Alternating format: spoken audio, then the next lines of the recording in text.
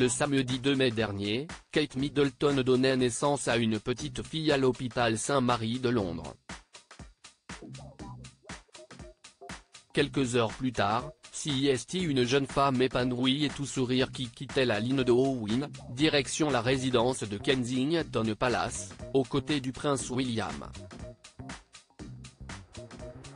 Olga Siesko, experte en communication non verbale, décrypte pour Closer. Faire le langage des gestes des jeunes parents. Le samedi 2 mai dernier, Kate Middleton donnait naissance à une petite fille à l'hôpital Saint-Mary de Londres, prénommée Charlotte Elizabeth Diana. Quelques heures plus tard, CEST, une jeune femme épanouie et tout sourire qui quittait la ligne de Owen, direction la résidence de Kensington Palace, aux côtés de l'heureux papa, le prince William. CEST, main dans la main, que le duc et son épouse ont descendu les quelques marches de la maternité, avant que William n'installe sa fille à l'arrière de la voiture, comme il l'avait fait pour Baby George, il y a presque 2 ans. Olga Siesko, experte en communication non verbale, décrypte pour Closer. Faire le langage des gestes des jeunes parents. Photo 1. La partie droite du visage est celle du masque social. Sur cette photo, cette partie semble détendue. La partie gauche de son visage, qui est liée à l'émotion réelle ressentie, est moins avenante. Sa bouche ne marque pas de sourire et son sourcil est en extension par rapport à l'autre. Ceci nous indique qu'en réalité elle préférerait certainement être ailleurs plutôt que de sourire au photographe. Et que justement toute cette situation elle aimerait s'en éloigner.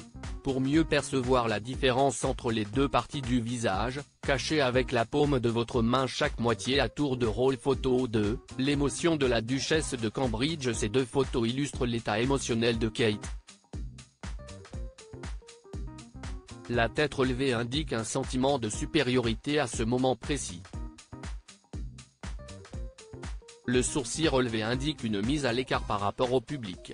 Photo 3, une duchesse attentive à son image. Kate est très attentive à son image. À cause du vent qui la décoiffe et lui met une mèche dans les yeux, Kate se passe la main dans les cheveux pour replacer la mèche. Mais il n'y avait pas que le vent. À plusieurs reprises et en peu de temps, les cheveux bien en place étaient quand même recoiffés par sa main. Ce geste, toutes les femmes le font quand elles veulent faire attention à leur image ou veulent plaire. Photo 4, un couple harmonieux. Sur ces deux clichés, il y a deux choses à remarquer. Premièrement, le prince est attentif à son épouse et lui donne la main pour l'aider à descendre les escaliers. Il pourrait s'agir d'un geste de courtoisie, il l'aide pour ne pas tomber certes, mais j'opte pour l'amour authentique. Pourquoi ? Parce que sur la deuxième photo Kate ne porte pas le bébé et pourtant il lui donne la main aussi. De plus, il s'agit de deux mains bien prises l'une avec l'autre et proches du corps du prince. Il tient à elle. On le comprend. Deuxièmement, ces photos sont prises à deux moments différents, la première lors de la sortie pour saluer le public et la deuxième prise quand ils s'en vont de la maternité.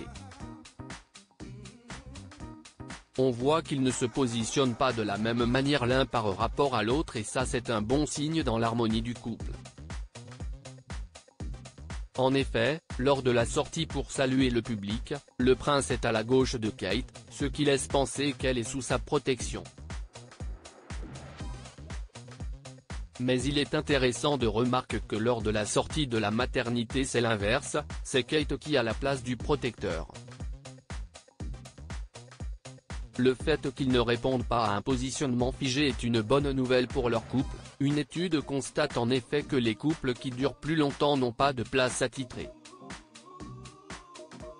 Pas de dominant ni de dominé, mais un parfait équilibre. Merci à Olga Siesko, experte en communication non verbale, conseillère, formatrice et conférencière. Découvrez ses vidéos sur sa chaîne YouTube. Et son actualité sur Facebook.